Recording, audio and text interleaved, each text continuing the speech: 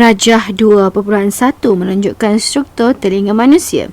Diberi kepada kita P, Q dan R. Kenal pasti organ-organ yang dilabel P, Q dan R. Apakah P? P ialah cuping telinga.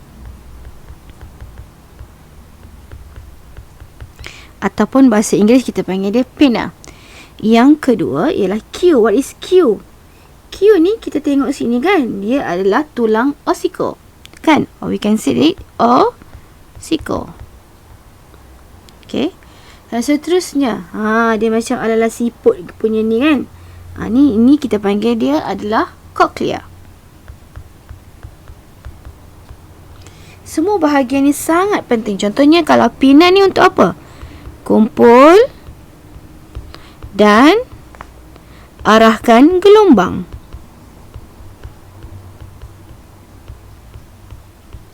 Ke salur bunyi. Ke salur telinga. Okay. So, cochlea. Kita tahu cochlea ni untuk apa? Dia akan mengesan kesan getaran bunyi. Bila kita dapat kesan tu lah baru kita faham bunyi tu bunyi apa. Dan seterusnya, tulang osikal ni apa? Kuatkan lagi getaran. Ni penting sangat.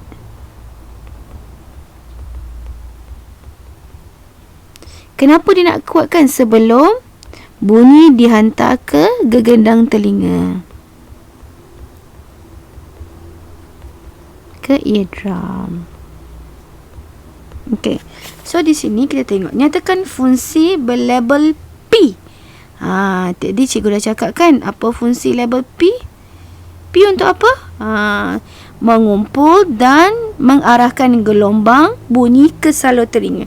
So maksudnya nanti kita akan kumpulkan, lepas tu kita akan arahkan bunyi ni ke salur telinga. So di sini macam mana kita nak tulis? Kita jawablah. Okay. So apakah fungsi P atau pinna? Mengumpul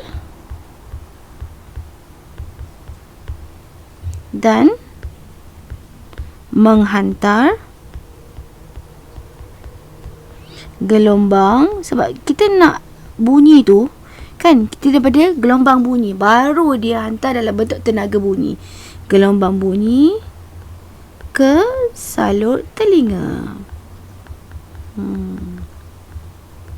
Baru kita boleh dengar. Okay, next, Rajah 2.2.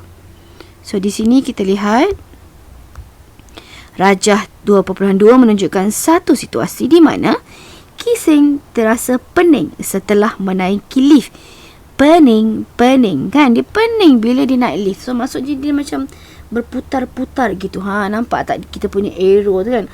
Macam like pening sangat-sangat. Okay. Apakah bahagian telinga yang telah terganggu? Basically dia berkaitan dengan kenapa kita pening, kenapa kita rasa macam nak terjatuh, sebab imbalance ataupun ketidakseimbangan. Mungkin ketidakseimbangan cecair ataupun ketidakseimbangan sesuatu di dalam bahagian tersebut. Okey, so di sini apa yang kita boleh jawab adalah bahagian mana? Biasanya dia adalah semicircle ataupun salur semicircular canals, atau kita kata salur separuh bulat. Salur separuh bulat. Dia berkaitan dengan imbalance balancing. Biasanya berkaitan dengan apa? Berkaitan dengan balancing ni adalah salur separuh bulat. So yang mana salur separuh bulat? Yang ni. So cikgu akan highlightkan ya. Salur separuh bulat dekat sini kita tunjuk pada awak. So di sini adalah salur separuh bulat. So saya tandakan dekat sini. Di sini adalah salur separuh bulat. So kawasan ni lah yang terganggu. Okey. So kita explain balik. Okey, di sini. Okey. Kenapa? So ini adalah bahagian telinga. Kenapa jawab bahagian ni? Kerana ini bahagian telinga mengawal. Bahagian ini mengawal. Mengawal apa? mengawal keseimbangan badan. So kalau boleh, kalau berlaku macam ni, apa yang kita boleh buat adalah telan kita punya air liur. Telan sikit. So dia bagi tahu kepada otak. So kat sini saya tunjukkan kepada kamu isyarat itu. So antaranya inilah, kalau tengok gambar, the main focus gambar kat sini adalah saya nak bagi tahu pada kamu ialah banyak-banyak kita punya bahagian mata. Bahagian mana yang menghasilkan impuls apabila dia menerima rangsangan, ialah inilah retina. So this one adalah retina. Nampak? So retina ni, okay. So kita tunjuk sikit. Ni retina. Di mana image akan terbentuk dekat retina ni. Retina ni penting. Ada apa dekat retina? Retina ni ada apa? Kenapa penting sangat? Dekat retina ni, dekat mata kita ni, okay. Dia ada apa? Dia ada, let me make it bigger sikit. Okay, dia mengandungi sel yang bergerak balas terhadap cahaya. Selain daripada itu juga, dia akan hantar isyarat ke otak dan mentafsirkan. Otak akan tafsirkan. Kenapa? Ada apa pada retina? Retina tu ada fotoreseptor. Di mana kalau fotoreseptor ada sel kon dengan sel root. Semua tu dia sangat peka kepada cahaya, sangat peka kepada warna. Jadi pada soalan ni dia kata bahagian mata yang manakah memainkan peranan tersebut, yang ada link mata dengan otak. Of course, dia adalah fotoreseptor dalam retina. Dan ia menghasilkan impuls.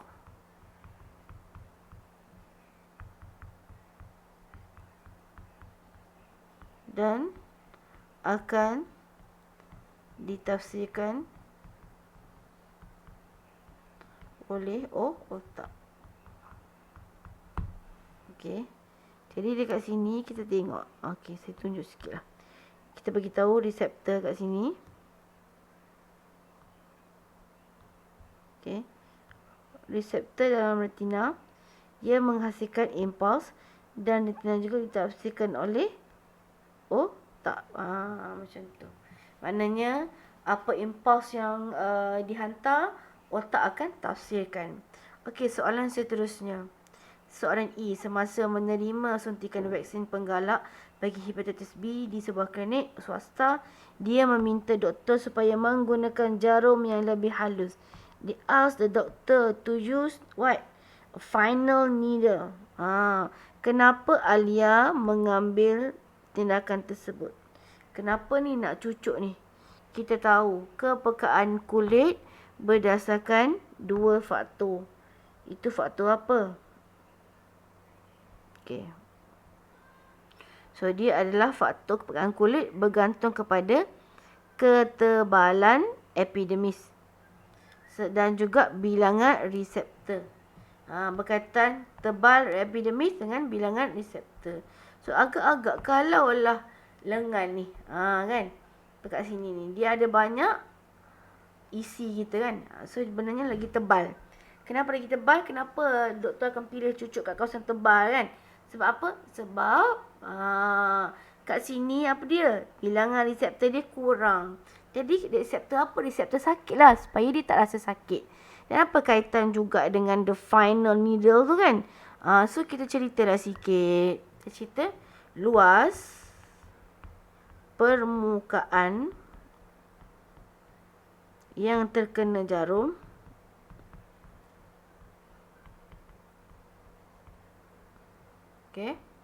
adalah lebih kecil. So bila dia kecil, oleh itu kurang reseptor kan? Reseptor apa? Kurang reseptor sakit dirangsang.